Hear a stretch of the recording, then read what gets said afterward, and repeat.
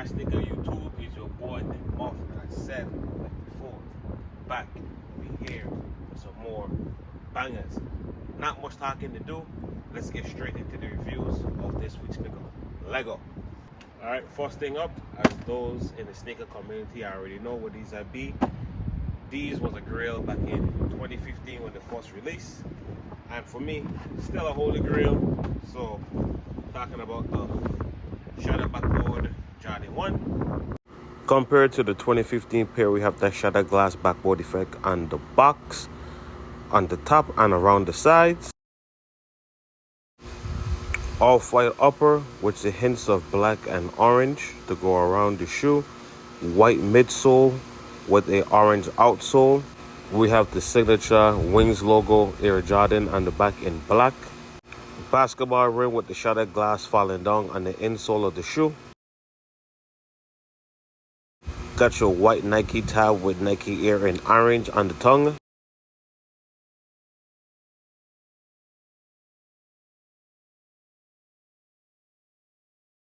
And just like all of this year, this release show how much y'all is phony sneakerheads and y'all just buy what's hype and what's not.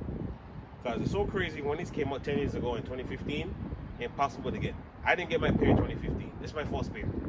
And I tried DTLR, I tried Champs, I tried Foot Locker, Finish Line. And I wasn't able to get a pair. Everybody went after these, and everybody know this was like the start of the reimagine, so to speak.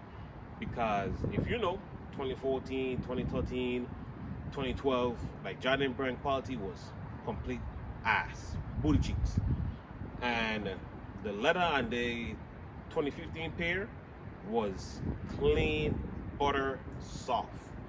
These, the quality good, but they ain't as good as the 2015 pair, and it's noticeable. For those who trying to say it's not a big difference, in my opinion, it is a big difference.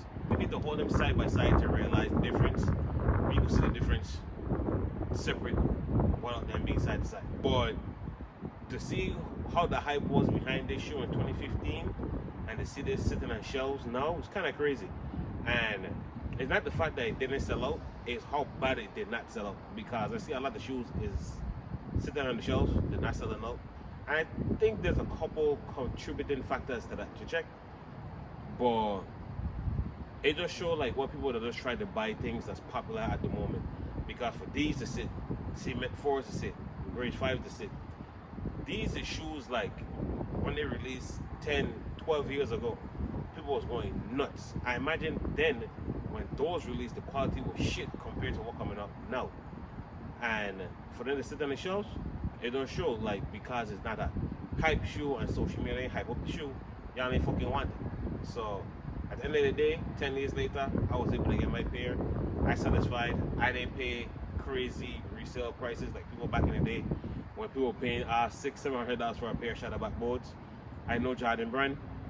9 times out of 10, they're gonna release a color. They're gonna re-release a colorway. I'll wait and I'll buy for retail if I can. If I have to pay a little bit of resale, I would. But I'm not one of those who gonna go and spend $400, $500, $600 on a pair of shoes. Sorry, I ain't that guy. Next up, we're gonna be talking about my favorite Jordan 5.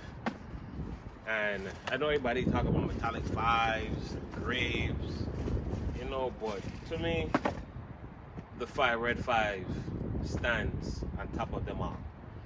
This is just a clean fucking shoe. This is another pair of Jordan 5s that I was able to secure back in 2013. These came out around this time in 2013. And again, going back to that time, Jordan brand's quality of their leather was dookie butt. Straight up trash. But with these, the leather is a lot softer, a lot more plush. Same thing that I talk about with the Jordan 5 grapes. The leather quality they put on these is so much better. Couple of little changes about the shoe that I'm gonna get into in a minute. But as far as like Jordan 5s and the OG colorways, this is my favorite one. I mean, respect to the metallic 5s, grapes, and the Fire Red, but this Fire Red right here is the best one in my opinion. The colors pop well, easy to match, and I just like it. You know, very clean, simple shoe. More than likely, since I still have my 2013 pair, they ain't looking too pretty, but I still have my 2013 pair. I'm gonna do a comparison video between the two to show you the differences between them.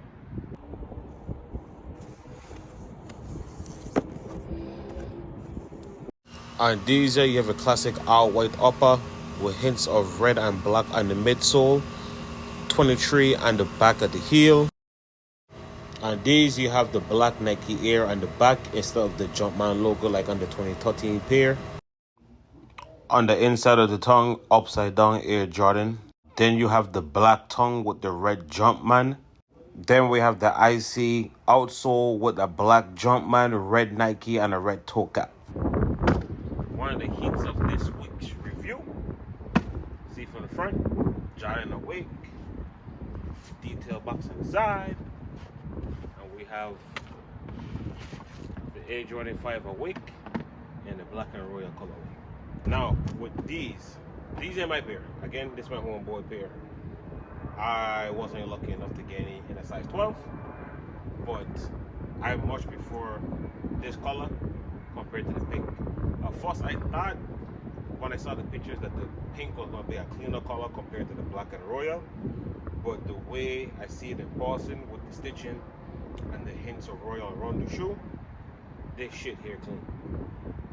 In my opinion, probably number 2 on the list of Jordan collabs for the year. So far, that notch still belongs to the Nigel Sylvester's Brick by Brick 4s. Those are still the number 1 collab for Jordan of the year. But with all due respect, this sneaker right here, clean. Clean, clean, clean, clean.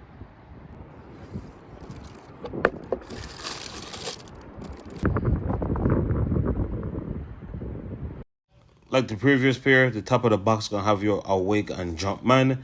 Around to the back, you're gonna have the 5 boroughs with a red Jumpman logo. Brooklyn, Manhattan, Bronx, Queens, and Staten Island. Red Awake NYC hand tag with a black upper. Our usual mesh is replaced with an A. In white, around that you have a black nubuck, white stitching, royal hits with the royal 23 to the back of the heel. On the next shoe, you're going to see that NY in royal to the back of the heel as well, replacing the 23 for the collab. Jordan 5s are known for the tongue to be standing out, so we have the 3M with a wake and a Jumpman in royal to stand out against the black. On the back of the heel, Nike Air in royal. You see more of that white stitching going around to the back.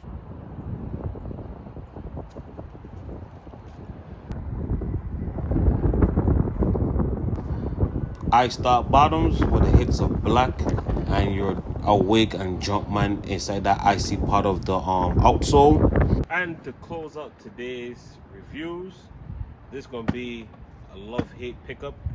I love it and I hate it at the same time. It's going to be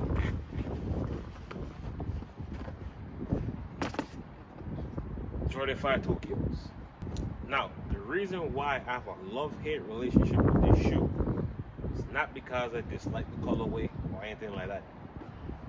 I remember the first time I saw this shoe on YouTube. I had no history of this shoe until Nice Kicks on YouTube did the walkthrough closet of Kenny G, aka The Perfect Pair on Instagram. I fell in love with this shoe the minute I seen it. But I'm one of those, I like rarity, exclusivity. I love it. But doesn't mean I won't go and take advantage of it if it comes out again. So, like I said before, some people agree, some people disagree. With Nike releasing these and the undefeated 4s, Nike basically said, fuck y'all resale money, basically. And anybody who knows the original story behind these, you know, this was strictly a Tokyo release back in 05, 06, either one of them.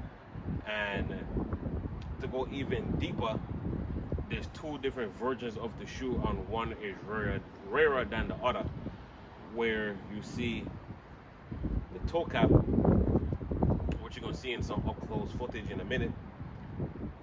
You could have the white or the yellow, and that signifies which one was the release pair and the sample pair.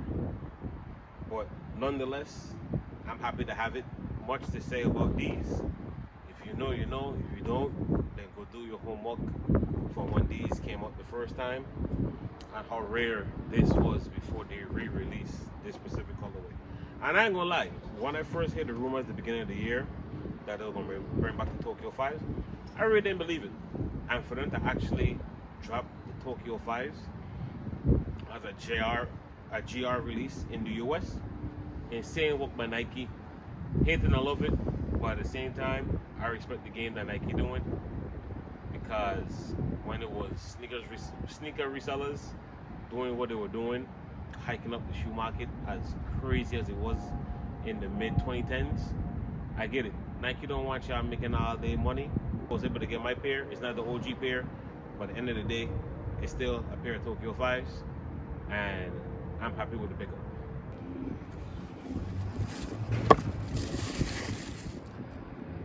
Alright, on the upper we have a bright, sexy yellow nubuck.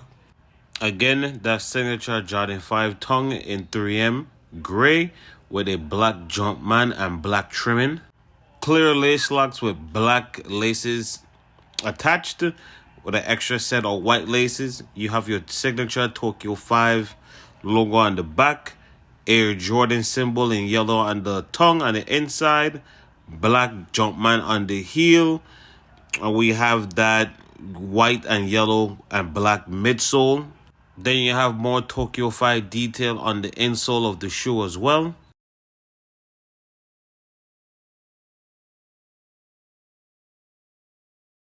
Just like that, another sticky review in the books. Drop in the comments down below and let me know which one you prefer. Because we had a couple Jordan 5s drop this year, you know. You like the grapes, metallic 5s, that sold out immediately. You know, Tokyo 5s. Or weak Jordan 5s in the royal blue colorway. Maybe the pink pair. Or who knows, my favorite, the black toe 5 red 5s. But let's have a little discord in the comment section and talk some shoes. This your boy Demuff, out with another sticky review, and always salute, be safe.